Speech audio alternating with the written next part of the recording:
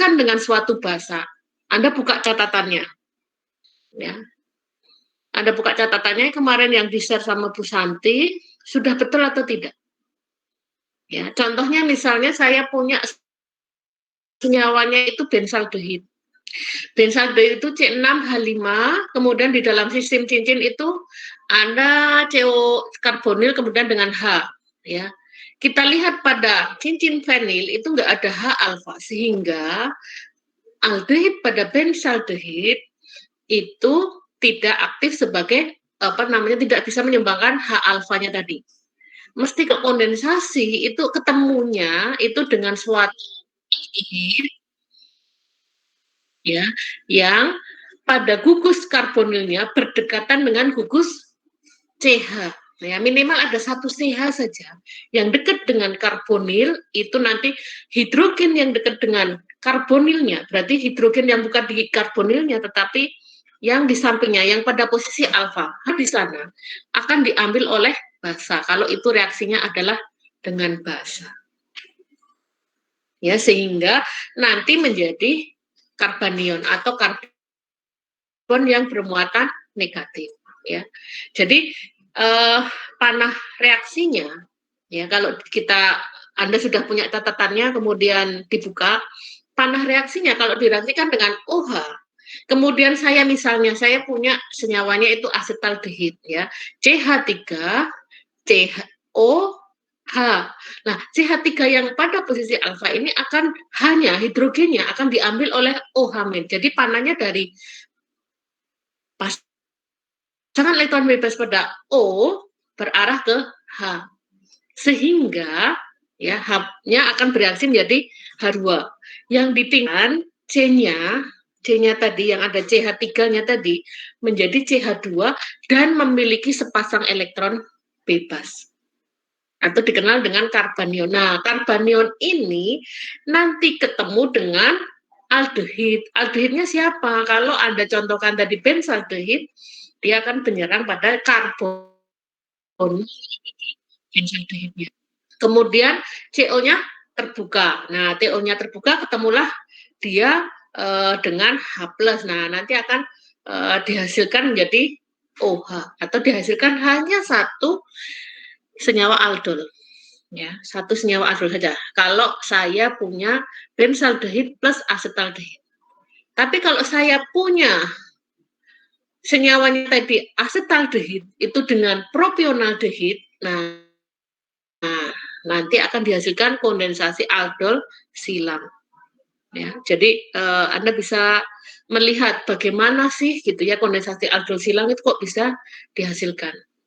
Ya, kemudian kalau di sana itu ada suatu aldehid nanti direaksikan dengan basa. Nah, kalau dengan bukan basa, aldehid direaksikan dengan OH. OH-nya berarti alkohol, ya. Kalau aldehid dengan alkohol adanya H+, itu nanti akan terjadi namanya hemiasetal. Kalau itu aldehid. Kalau itu alkoholnya 2 molnya atau lebih besar molnya daripada aldehidnya, nanti akan menjadi asetal.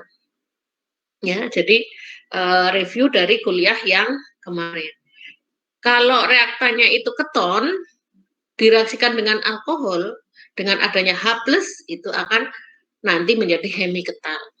Sedangkan kalau alkoholnya itu perbandingan molnya lebih tinggi, 2 kali atau 3 kalinya, nanti akan terbentuk yang namanya hemiketal, kemudian berlanjutlah dia menjadi ketal. Atau kita dapatkan di dalam reaksi hemiasetal, reaksi hemiketal itu pada karbohidrat.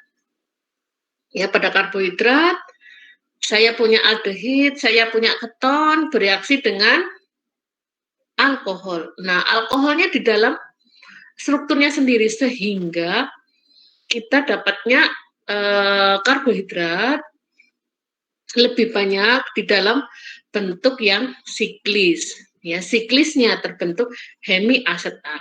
Ya. Nanti kalau terbentuknya hemiasetal, dari C aldehid tadi yang tidak kiral, nanti berubah menjadi kiral. Kita kenal nanti pada jenis monosakarida ada posisi alfa, ada posisi beta. Nah, kembali lagi gitu ya. catatan tentang kimia organik 2. Alfa itu yang seperti apa, beta yang seperti apa. Kan tadinya cuma lurus tok, lalu lurus tok nggak ada tambahan C kira, tapi setelah membentuk siklis nanti akan terbentuk alfa itu yang notabene penyusun amilosa, sedangkan yang beta itu penyusun selulosa. Ya, yang notabene tidak bisa terhidrolisis oleh enzim yang ada di air liur. Nah, itu beberapa materi yang saling berkaitan satu dengan yang lain contohnya. Kemudian pada kesempatan kali ini akan saya sampaikan tentang reaksi eliminasi.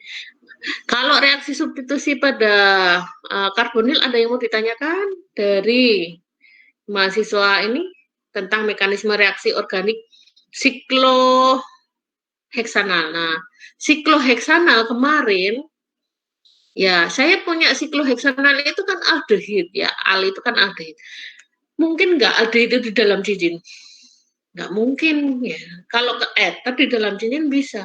Tapi kalau aldehid di dalam cincin, tangannya saja di aldehid itu kan sudah dipakai buat karbonil 2, C dengan H1, berarti ada 3, masih sisa 1. Kan nggak mungkin dia di dalam cincin. Jadi sikloheksanal itu berarti saya punya C6H5, kemudian pada C6H5 atau fenil ketemu dengan CO dengan H. Nah, jadi kita bisa dapatkan. Ya, jadi pada sikloheksanal kita dapatkan H-alpha. Nah, itu slide yang untuk tugas kemarin. Ada yang mau ditanyakan? Narwati mau nanya tentang reaksi adisi pada karbonilnya. Ayo silahkan kalau ada yang mau ditanyakan, silahkan duduk, jangan sambil tiduran, karena mekanisme reaksi organik kalau mendengarkannya sambil tiduran itu tidak bisa menuliskan. Nah, ambil kertas, kemudian sama pulpen, silahkan. Ya, pada reaksi eliminasi berbeda dengan reaksi adisi. Ya, pada eliminasi berarti nanti terbentuk dari ikatan jenuh menjadi tidak jenuh.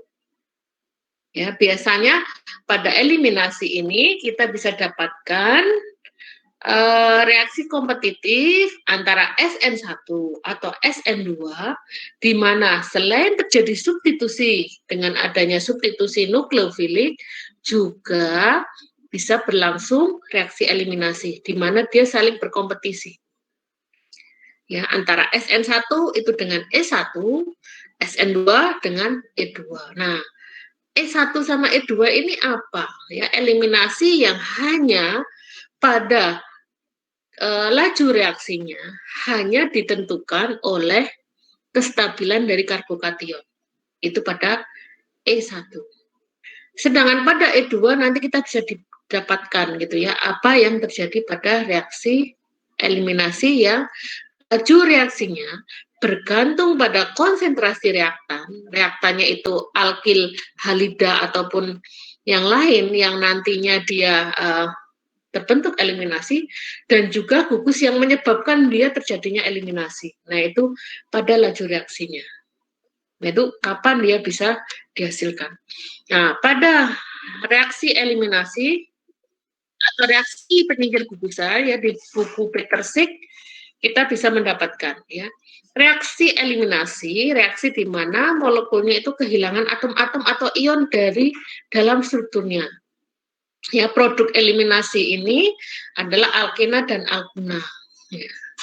Contoh reaksi eliminasi, ya hidrogen ya dari suatu halida, alkil halida, yang bentuk reaksinya lazim dikenal dengan alkil halida. Ya, ini R, ini CH2R atau alkil halida.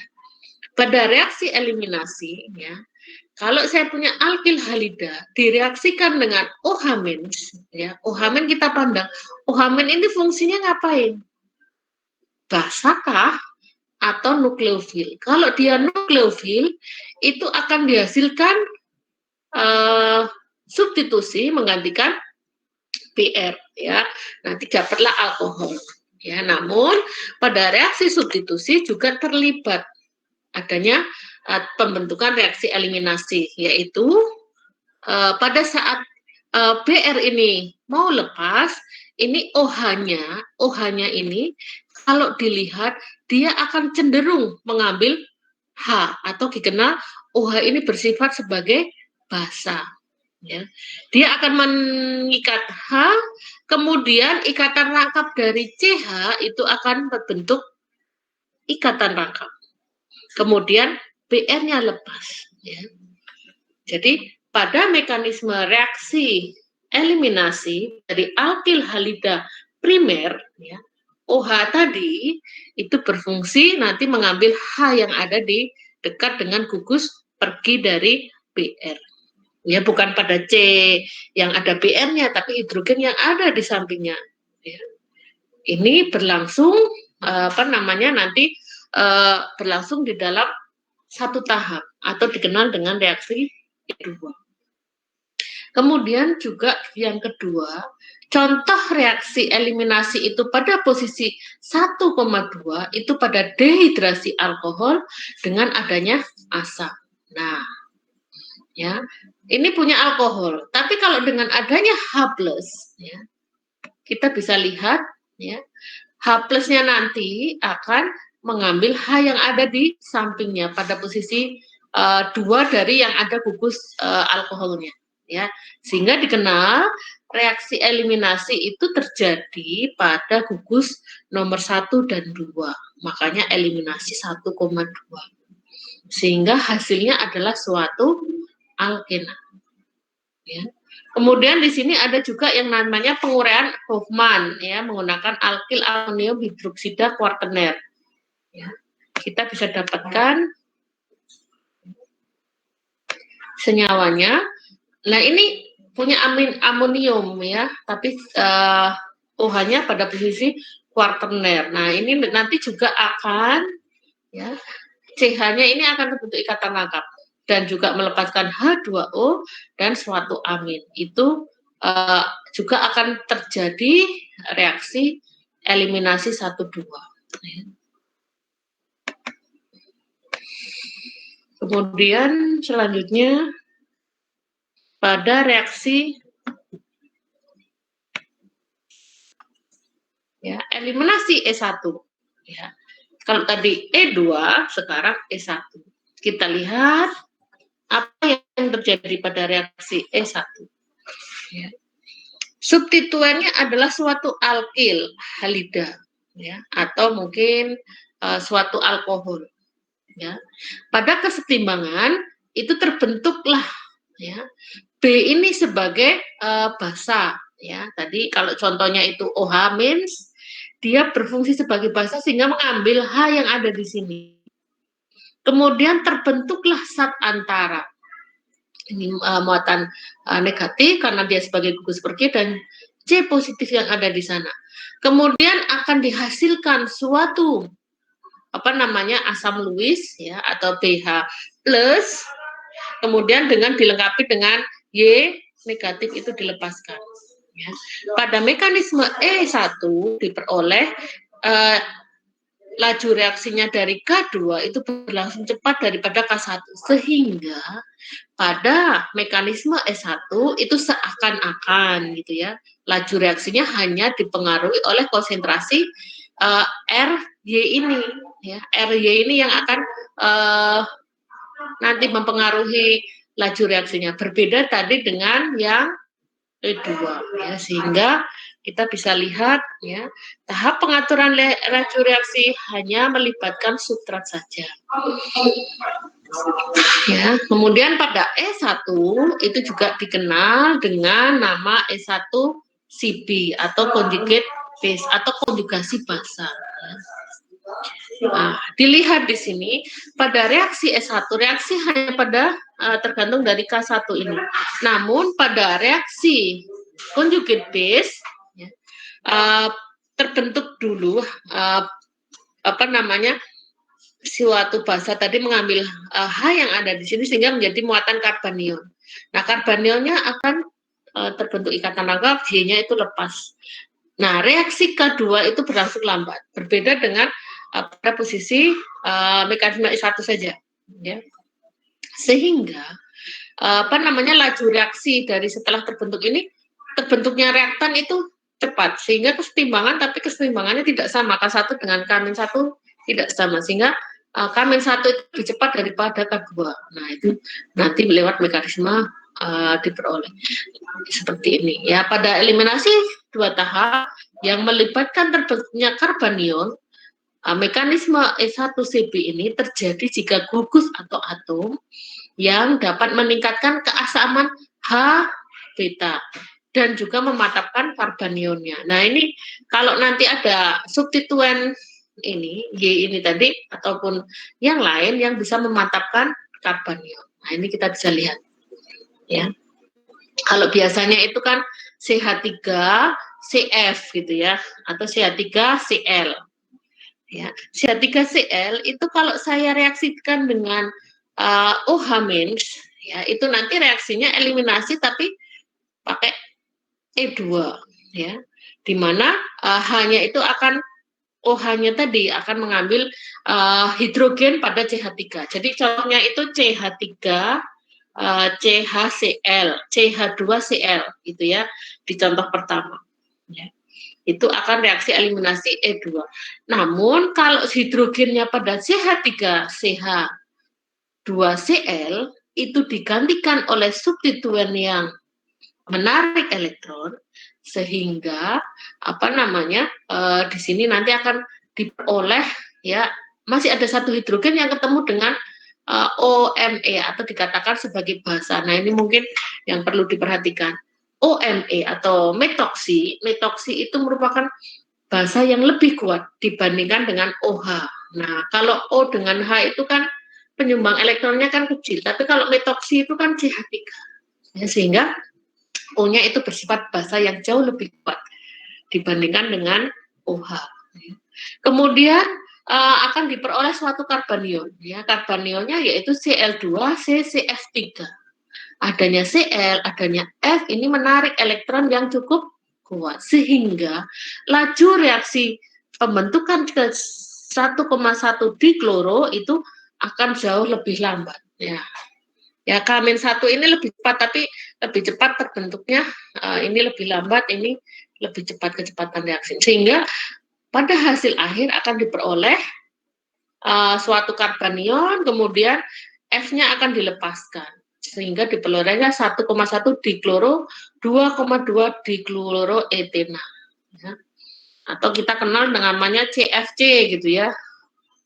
Karbon fluorokarbon. Nah, seandainya karbon fluorokarbon itu digantikan dengan fluor semua, apa yang terjadi? Ya, bisa sebagai refrigerator. Nah, ini proses pembentukan reaksi eliminasi. Ada yang mau tanyakan sampai sini? Silahkan. Panahnya jangan sampai kebalik gitu ya.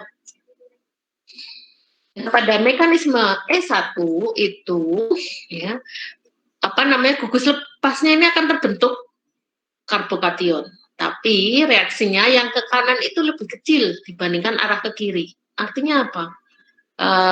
Reaksinya pembentukan alkil halida itu akan jauh lebih cepat dibandingkan pembentukan karbokationnya. Kemudian dilepaskan X-, kemudian yang kedua ada basa, ya. Basanya nanti akan mengambil H yang sifatnya asam, sehingga menjadi conjugate base, ya, pH. Kemudian di sini terbentuknya alkena. Nah, reaksinya itu berarti hanya bergantung pada alkil X ini tadi yang dihasilkan. Ya, karena panah reaksinya ini lebih cepat. Nah, ini malah kebalik, sehingga ini penentu laju reaksinya. Tahap yang lambat itu akan penentu laju reaksinya. Nah, kemudian kita contohkan. Ya. Contohnya kalau saya punya alkohol. Alkoholnya apa kalau dikasih tahu? Ada sikloheksanal, kemudian 1C diganti dengan OH, namanya sikloheksanol. Nah, sikloheksanol direaksikan dengan H+, ya, direaksikan dengan H+, ya, panah dari ini kalau kita perhatikan panahnya kan merah, dari yang punya pasangan elektron bebas ke H+.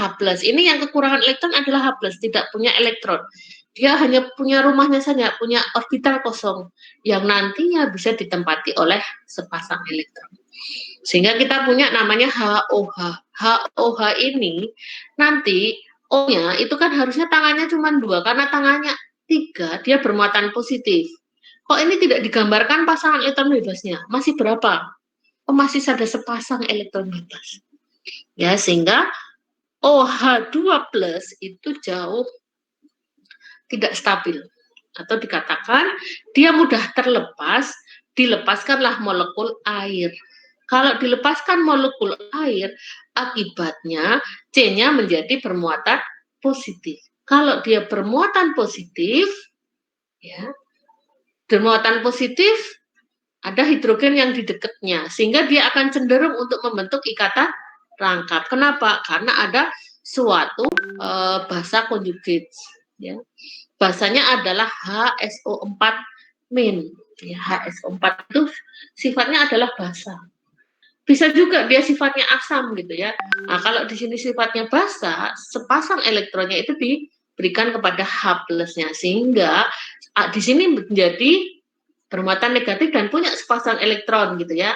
Kalau ada muatan negatif dan punya sepasang elektron, di dekatnya ada muatan positif, berarti dia akan cenderung terbentuk ikatan rangkap.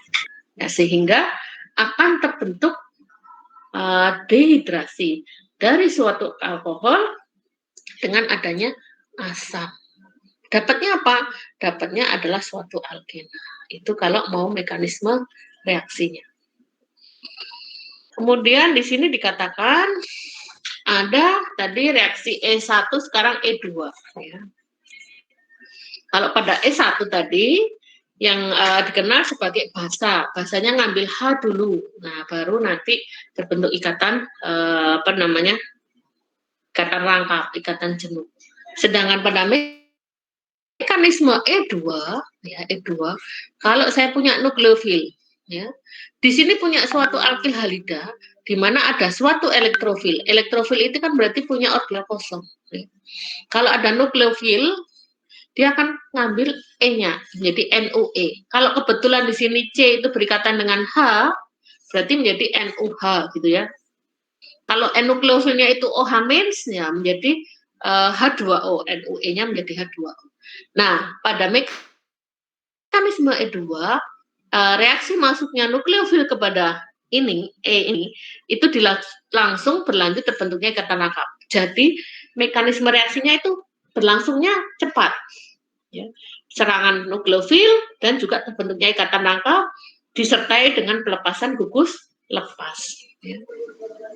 Nah, baik substrat maupun nukleofil, kedua-duanya berperanan di dalam tahap tunggal. Nah, mekanismenya adalah mekanisme beta karena berlangsung pada posisi 1,2. Kemudian mekanisme ini, laju reaksinya dikenal dengan eliminasi E2. Nah, yang paling terkenal gitu ya, reaksinya, kalau di sini punya alkil halida, di sini ada suatu nukleofil, nukleofilnya itu adalah C2H5O mens, ya. Ya, C2H5O mens itu bertindak sebagai nukleofil, ya. Karena punya pasangan elektron bebas, dia akan mencari H atau mencari yang apa namanya, elektron densitasnya paling kecil itu di mana. Nah, ternyata di sini. Kenapa di sini? Karena elektronnya ditarik ke arah Br, sehingga dia ikatannya jauh lebih lemah. Kemudian terbentuk, ya, ini menjadi CH25OH. Kemudian di sini ikatan rangkapnya terbentuk ikatan rangkap 2, kemudian Br-nya lepas. Nah, laju reaksi itu tergantung karena dia E2, berarti konsentrasi alkil halidanya dan juga konsentrasi dari C2H5O men-nya. Itu kalau di dalam reaksi. Nah, kemudian pada reaksi E2 kita kenal ya, aturan Zaitsev dan Hofmann. Kalau kemarin pada reaksi adisi kita kenal aturan Markovnikov dan anti-Markovnikov, sedangkan reaksi eliminasi ada Zaitsev dan Hofmann. Ya, dalam suatu reaksi E2 yang mempunyai posisi H beta itu lebih dari 1, maka produk alkenanya akan mempunyai 2 kemungkinan. Nah, kebetulan di sini sama gitu ya, sehingga alkenanya cuma 1. Tapi kalau di sini saya punya misalnya CH2, CH3, nanti alkenanya yang mana? Alkena 1 kah atau alkena 2? Nah, ini kita punya aturannya. Ya, pada reaksi Hofmann, ya, dari suatu alkil Y ini tadi, posisi beta ini tidak sama yang diikat dari H-nya. Yang satu ada 3, nomor 1 itu ada 2 hidrogen yang terikat pada posisi beta, sedangkan sisi yang nomor 2 ini hanya ada 3, ya, kemungkinan yang diperoleh. Kemudian kalau seandainya itu direaksikan itu dengan misalnya J-nya ini Br, ya, Br, ya. Nanti saya reaksikan dengan OET, ya. Ternyata kalau dia direaksikan dengan Br, reaksi satu alkena itu hanya 19%. Berarti dua alkenanya berapa? Oh, 81%. Ya. Kalau digunakan dimetil tiol gitu ya, SME2, itu alkena 1 74%. Ya, yang di sini Y-nya. Kemudian kalau menggunakan tersier amin, tersier metil amin, ini malah justru akan diperoleh yang lebih banyak, ya, alkena 1. Sedangkan alkena 2 itu nomor 5. Kemudian di dalam aturan Hofmann itu bagaimana? Ya, kita bisa lihat ya. Pada aturan Hofmann, ya, bahwa yang set safe dulu saja gitu ya, yang set safe ini alkena 2, ya, produk set safe atau alkena yang mempunyai gugus alkil lebih banyak, yang lebih tersubstitusi pada ikatan rangkap itu akan dipilih, ya, dipilih. Ya, kalau dilihat ini, ya, alkilnya ada berapa? Kalau pada posisi ini, ya, alkena 2, alkilnya lebih banyak. Alkilnya ada metil, itu berarti ada 1. Sedangkan di sini alkilnya cuma hidrogen semua, sehingga produk set safe-nya lebih sedikit. Ya, dikatakan senyawa itu cenderung memilih produk set safe. Kenapa? Karena muatan positif, ya, muatan positif tadi pada saat antaranya itu terstabilkan oleh substituennya. Jika senyawa yang ingin membentuk produk CC, maka gugus alkil yang mengalami hiperkonjugasinya jauh lebih banyak. Ya, itu kalau menggunakan produk CC. Jadi kalau alkilnya lebih banyak, itu produknya akan dipilih lebih banyak. Sehingga persentase yang ada alkilnya lebih banyak akan diperoleh. Itu yang produk CC.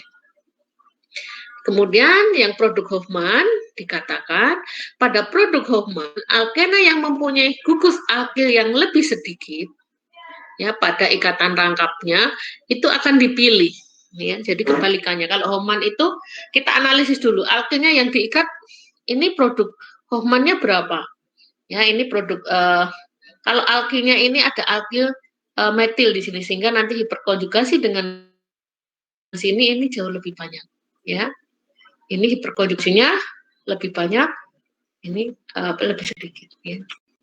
Kemudian diperoleh, ya, produk Hofmann itu kok bisa berlangsung, kok yang bisa meningkatkan produk Hofmann yang dikatakan sebagai meningkatkan kekuatan basanya. Basanya apa namanya, nukleofilnya lebih bersifat basa. Kemudian yang kedua, Y-nya semakin besar. Y-nya itu adalah gugus pergi. Kalau gugus perginya tadi cuma BR saja, nanti dia produk set, produk Hofmann-nya sedikit. Tapi kalau di situ digunakan trimetilamin, malah justru produk Hofmann yang lebih banyak. Produk Hofmann nanti akan dihasilkan yang lebih banyak. Ya, alkil yang memiliki gugus alkil yang lebih sedikit. Nah, ini kan lebih sedikit, ini lebih banyak. Kemudian percabangan pada gugus alkil dari substrat itu bertambah banyak. maka nanti produk hormonnya juga akan semakin meningkat. Ya. Kemudian yang keempat, percambangan pada basa itu bertambah, maka produk hormon juga akan semakin meningkat. Jadi kalau bahasanya itu menggunakan OH, atau saya menggunakan OME atau metoksi, atau saya gunakan tersier butil, tersier butoksida. Nah, kalau saya gunakan nukleofil itu tersier butoksida, ya CH3 3 kali, kemudian C, kemudian ketemu O negatif, ya. Atau saya punya tersier butanol, nanti hanya itu direaksikan gitu ya, sehingga diperoleh O negatif. Ya. Nanti akan diperoleh produk hormon yang lebih banyak. Nah, kita bisa lihat, ya. Contohnya, ya, senyawa 3 metil, kemudian 2 bromo pentana direaksikan dengan natrium metoksida. Nah, kita lihat nukleofilnya atau basanya ini natrium metoksida ini meruah apa tidak? Oh, ternyata tidak. Lain halnya kalau Bu Santi memberi di sini ini basanya adalah NaOCH, NaOC, kemudian C-nya mengikat CH3-nya ada 3. Nah, kan basanya lebih banyak. Maka nanti akan diperoleh produk hormon yang lebih banyak. Tapi karena di sini digunakan metoksida yang basanya ukurannya lebih kecil, gugus perginya biasa, sehingga dia akan memenuhi aturan safe. Ya. Pada aturan safe, Anda ingat, apa itu? Kalau terbentuknya adisi, kalau di sampingnya ini ada 2, yang tidak sama, sehingga akan diperoleh gugus alkil yang mengikat C yang mengikat alkil lebih banyak, itu akan dipilih sehingga akan dihasilkan produknya alkenanya di sini. Jadi kalau ada hidrogen di sini, dia akan cenderung dilepaskan milih H yang ada di sana dengan Br. Ya, karena nanti akan terbentuk hiperkonjugasi yang lebih banyak. Sehingga ini 85%. Sedangkan produk Hofmann-nya itu 15%. Ya, dikatakan produk sensitif ini pada reaksi eliminasi akan dihasilkan alkena yang memiliki substituen yang lebih banyak. Dia akan dominan. Ya. Jadi kalau dianalisis dulu, yang direaksikan ini apa? Oh, kalau ini metoksidan ini tidak terlalu meruas sehingga dia akan mengikuti aturan SC. Kalau saya BR-nya ini saya ganti gitu ya dengan SCH3 2 kali. Atau malah justru saya ganti BN-nya itu dengan N, kemudian metilnya 3 kali. Atau suatu amina tersier direaksikan bahasanya sama. Kalau begini menggunakan amina tersier NME 3 kali, BN-nya diganti dengan NME amin, tapi trimetil amin. Nah, trimetil amin ke sini.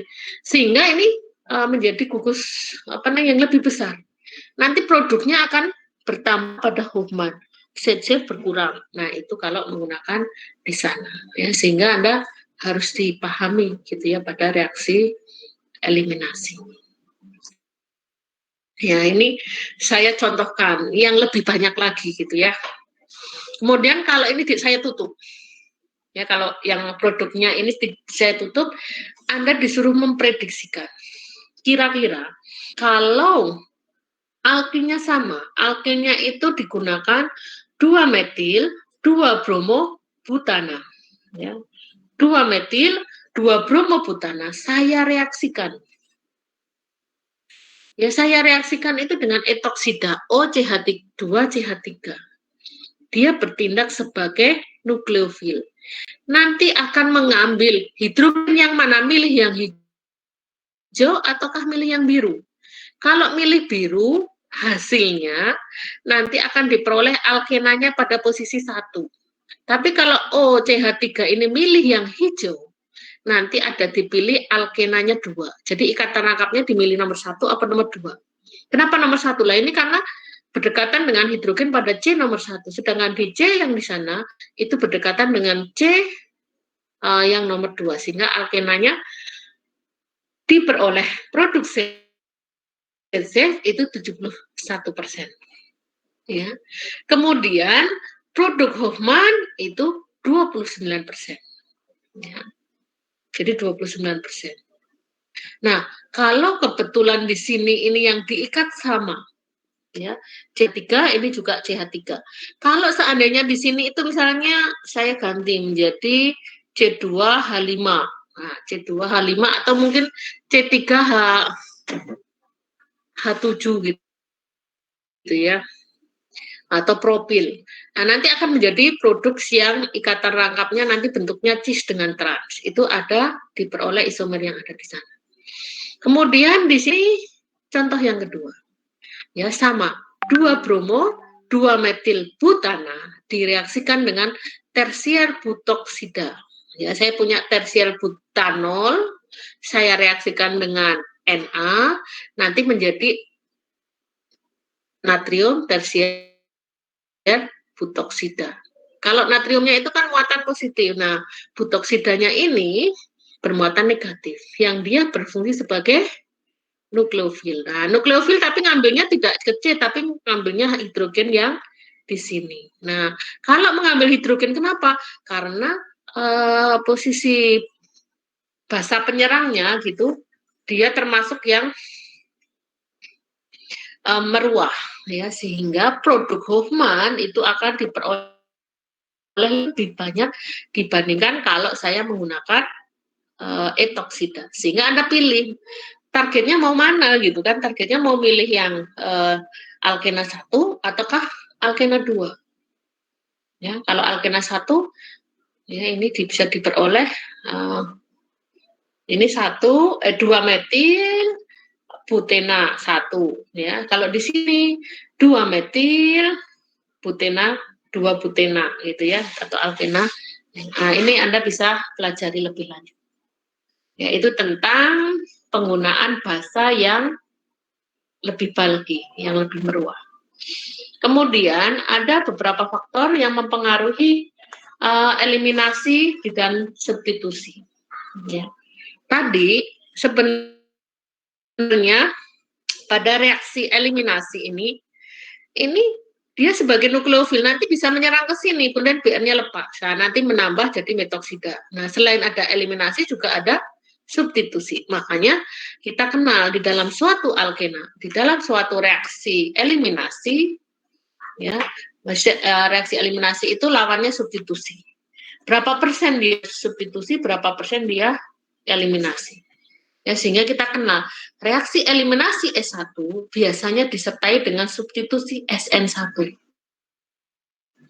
Kenapa? Karena memang dia berkompetitif. Kenapa berkompetitif? Karena keduanya memiliki zat antara yang sama, yaitu karbokation. Nah, ini. Kemudian kita bisa meringkas, di dalam meninjau eliminasi kita punya 3 hal. Ya. Yang pertama, bagaimana atau faktor-faktor yang bisa mempengaruhi perbandingan eliminasi dan substitusi. Itu berapa? Lebih banyak eliminasi kah atau malah substitusinya? Ya, sehingga kita di laboratorium itu jarang yang 100% eliminasi gitu ya. Ya paling rendemennya 80% itu sudah bagus. Kemudian ada faktor-faktor yang mempengaruhi nisbah atau perbandingan E2 banding SN2. Ya, E2 itu seperti apa? Oh, kalau kita lihat pada SN2 itu berarti karbokationnya primer. Tapi kalau pada E1 terbentuk karbokation yang tersier, yang lebih stabil. Sehingga lifetime-nya lama. Nah, nanti mesti kompetitifnya SN1 dengan E1. Kemudian yang ketiga, faktor yang mempengaruhi perubahan jejak. Harusnya itu E1 berbanding SN1 berubah menjadi E2 dan SN2 atau sebaliknya. Ya, sehingga kita bisa diperoleh faktor-faktor yang mempengaruhi peningkatan eliminasi. Ya, kita lihat pada eliminasi karbon substrat yang karbonnya nanti notabene terbentuk karbokation, di mana kalau dia bentuknya tersier, makanya nanti akan diperoleh yang stabil. Ya. Kestabilannya lebih tinggi dibandingkan sekunder, apalagi primer. Yang kedua, gugus ganti yang dapat memantapkan ikatan rangkap melalui konjugasi seperti CC dan AR. Ya. Kemudian yang ketiga, pada reaksi E1 terhadap SN1, ternyata ada peningkatan cabang di dalam alkil RY-nya. Kalau makin banyak cabangannya, dia akan meningkatkan E1-nya. Kemudian, perbandingan E1 dan SN2 dipengaruhi oleh gugus yang besar, ya, dan dikatakan merupakan basa kuat. Ya, ini contohnya menggunakan tosil, ternyata dia lebih lemah dibandingkan BR. Kemudian kalau BR itu dengan tiol dimetil tiol sama trimetilamin itu yang paling besar, sehingga nanti malah justru terbentuknya produk Hofmann yang akan diperoleh. Ya. Nah ini kita lihat. Yaitu yang mungkin jadi agak bingung ya antara SN dan eliminasi. Kalau pada SN itu namanya substitusi nukleofilik, hanya substitusi penggantian saja. BR-nya atau gugus perginya diganti dengan nukleofil. Karena reaksinya itu hanya berlangsung di dalam satu tahap, ya, laju reaksinya pada substitusi SN2 tergantung dari konsentrasi reaktan, yaitu berupa alkil halida ini, dan juga nukleofilnya. Ya. Nah ini berlangsung tatkala alkil halidanya itu primer. Makin sekunder, berarti nanti SN nisbah substitusinya akan ada tambahan dari eliminasi. Tapi kalau SN1-nya misalnya saya punya metil bromida, itu substitusi saja, tidak ada eliminasi karena tidak ada C yang di sampingnya. Tapi kalau saya punya etil bromida, ya etil bromida, etilnya bromidanya nomor 1 karena pada C2 itu kan hanya nomor 1 saja. Nah ini diperoleh selain substitusi ada eliminasi, tapi persentasenya kecil. Tapi kalau saya maju lagi, misalnya saya menggunakan 2 propana atau 2 bromopropana, kalau dihasilkan SN-nya nanti E2-nya akan meningkat, SN-nya akan menurun. Nah, semakin banyak gitu ya, nanti akan bisa diperoleh perbandingannya juga akan berbeda. Ya. Kemudian pada reaksi E2, nah nukleofil tadi berikatan dengan C, sekarang saya punya muatan negatif dan punya pasang elektron bebas. Kemudian di sini tapi dia berfungsi sebagai basa. Ya, sehingga pada reaksi substitusi ada istilah nukleofil, ada istilah kebasaan. Ya, kalau basa berarti ngambilnya ya mesti proton. Kalau nukleofil mesti yang disubstitusi adalah C positif, ya, bukan proton tapi C positif. Nah, di sini pada E2 dia berfungsi sebagai basa. Walaupun saya nambahinnya sama, misalnya OH- gitu ya. OH- itu bisa mensubstitusi terhadap C itu menjadi nukleofil. OH- juga berfungsi sebagai basa. OH- berfungsi sebagai basa dengan cara memberikan pasangan elektronnya kepada proton sehingga diperoleh Hb atau BH, kemudian ikatan rangkapnya terbentuk ikatan rangkap, BR-nya lepas. Nah, laju pada reaksi E2 dipengaruhi dari konsentrasi alkil halida dan konsentrasi basanya. Nah, 2 hal yang berbeda dari sudut pandang mekanisme reaksinya. Ya, jangan sampai kebalik. Misalnya dituliskannya H ke pasangan elektron. Nah, ini salah. Kenapa? Karena yang miskin kok H ini miskin elektron, masa mencari ke pasangan elektron bebas, ini ya salah. Itu akan di mekanisme itu salah. Ya. Kemudian ada contoh yang lain. Ya, pada mekanisme eliminasi bimolekuler. Ya, jadi kalau mahasiswa itu hafalnya kan cuma SN1, SN2, padahal ada E1, E2. Kalau pas ujian pendendaran ditanyakan apa itu E2, kan bingung dia. Wong substitusi saja bingung, apalagi eliminasi. Padahal itu dua hal yang sudut pandangnya bisa dilihat sama-sama gitu ya. Karena pada E2 itu juga terbentuk keadaannya itu satu tahap saja. Tapi kalau di dalam substitusi nukleofil, tadi nukleofilnya akan bersifat sebagai nukleofil atau menyerang ke C-nya. Tapi kalau di dalam eliminasi, nukleofilnya tadi bukan bersifat sebagai nukleofil, tapi sebagai basa. Nah, sehingga dapatlah basanya itu ya menyerang kepada yang densitas elektron terendah di mana? Nah, ini pada posisi beta. Ya, sehingga dikenal pada E2 eliminasi 1,2 dan berlangsungnya pada posisi beta. Nah, ini kita dapatkan. Nah, sehingga keadaan zat antara basanya mau mendekati H. Kemudian hanya mau lepas, ikatannya putus-putus. Kemudian terbentuk ikatan baru putus-putus dengan C. Dan C dengan Br itu juga putus-putus. Akhirnya pada tahap akhir dilepaskan Br negatif, basa ketemu dengan H dan alkena. Itu yang terjadi pada reaksi E2. Kemudian ada reaksi S2, ya SN2 berkompetisi dengan E2. Kalau tadi dihasilkan Br-nya pada posisi primer, sekarang saya contohkan itu pada posisi sekunder, atau kita kenal alkil halidanya adalah alkil halida sekunder. Kalau digunakan ini, ya, alkil halida sekunder, ya, tergantung reaksi SN2-nya itu tergantung dari nukleofilnya. Reaktannya sama, nukleofilnya berbeda, nanti hasilnya akan berbeda. Ya, kalau dikatakan 2 bromopropana direaksikan dengan ion asetat itu nukleofil. Tapi ion asetat ini basa yang lemah, ya. Karena kita punya asam asetat. Asam asetat itu asamnya asam lemah. Ya, sehingga CH3CO2 main ini bersifat sebagai basa lemah. Kalau direaksikan dengan alkil halidanya 2 bromopropana, hasilnya 100% substitusi.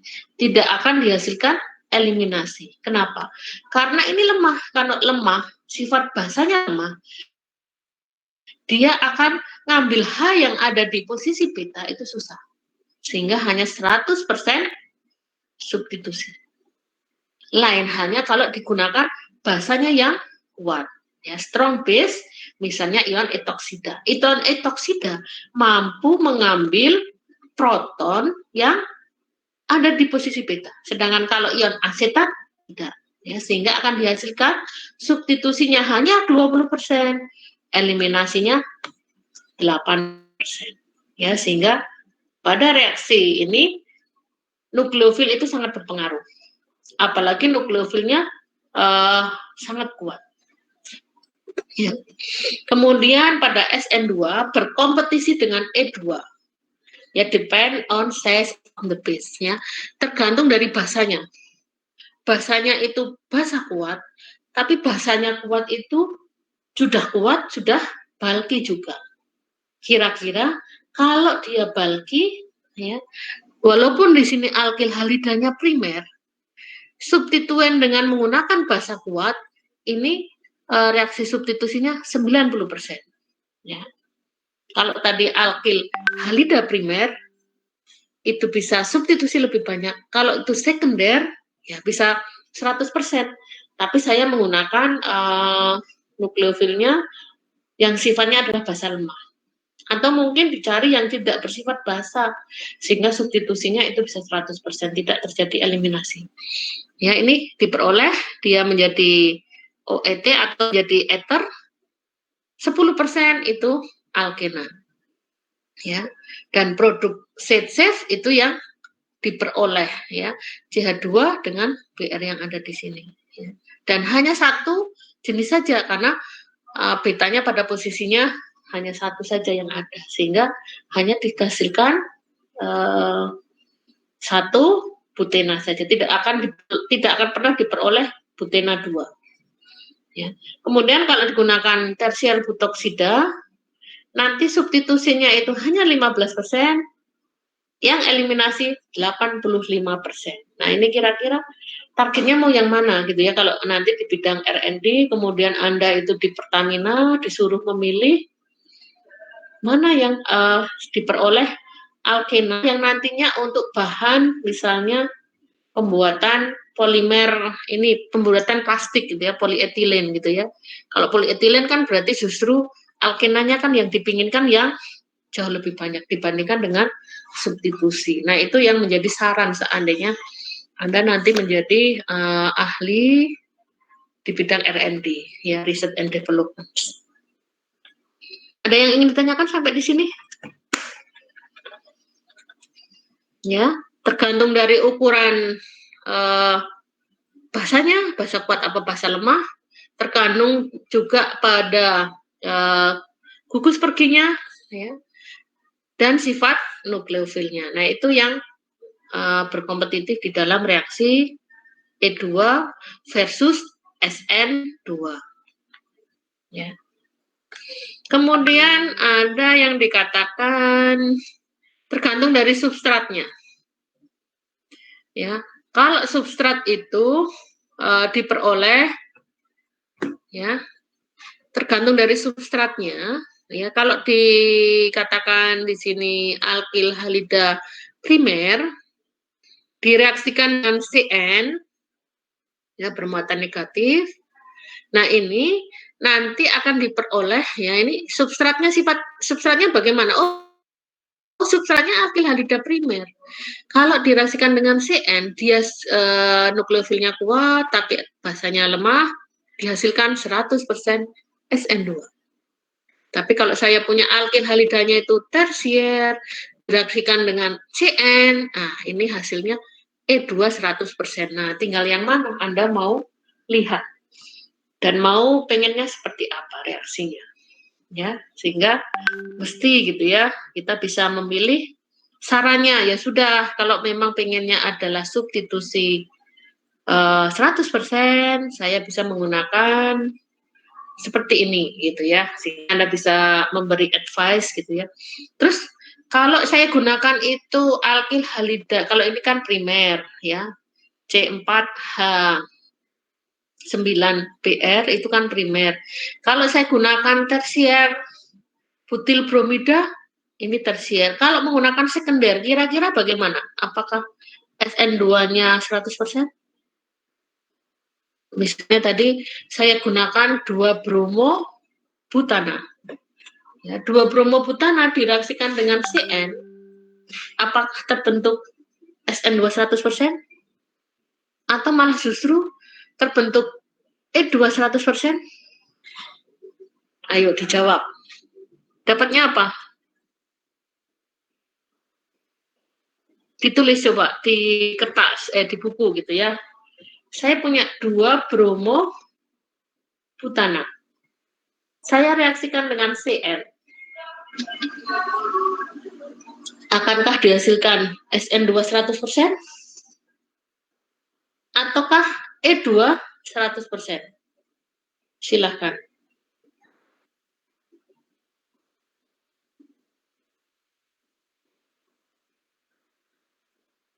Ya, jadi bisa kita lihat yang ada di sana. Ayo, siapa yang mau jawab? Saya tungguin. Sama dituliskan mekanisme reaksinya ya. Nanti bisa diomongin dengan apa namanya? Dijelaskan. Dengan berbicara saja nggak apa-apa. Ayo silahkan.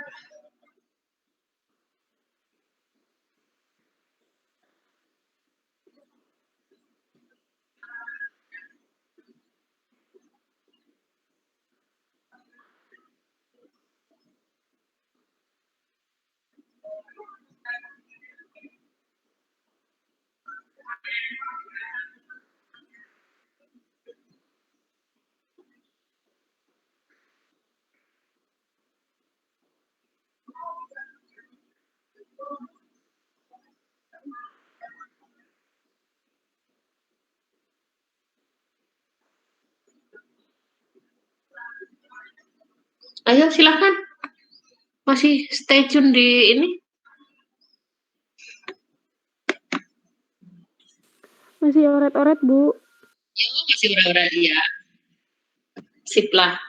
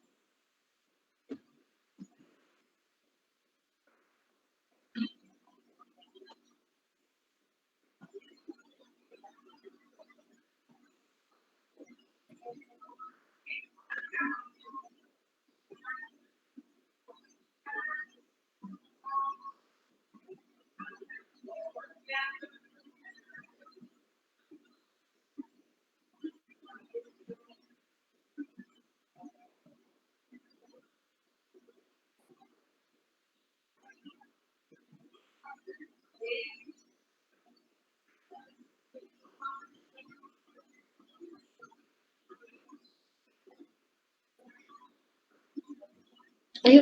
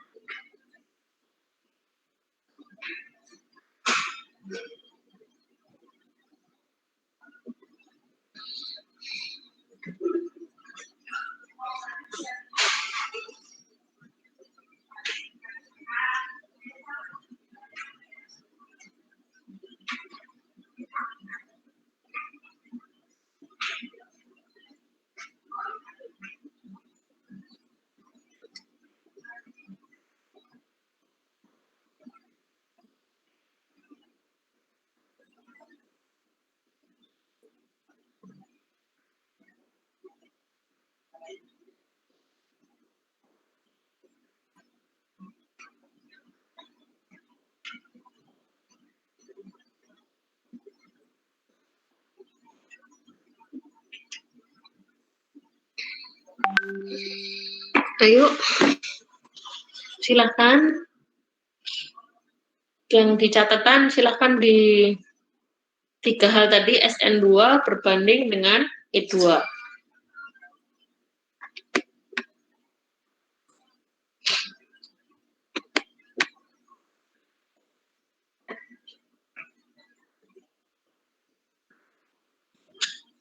Yuk, silahkan.